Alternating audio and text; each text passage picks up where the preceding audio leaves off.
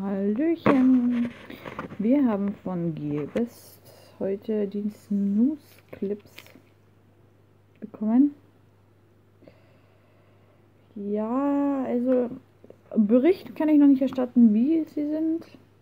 Sie sind halt doch ziemlich, wie sieht's hier, fest. Biegsam sind sie nicht gerade. Ich habe es schon mal in die Nase eingelegt. Ein bisschen unangenehm, aber es ist zum Aushalten. Ob es wirkt oder nicht, weiß ich nicht. Aber so, ich meine, vom Material her kann man es lassen. Auch nicht anders als wie die, was man in Deutschland kaufen kann.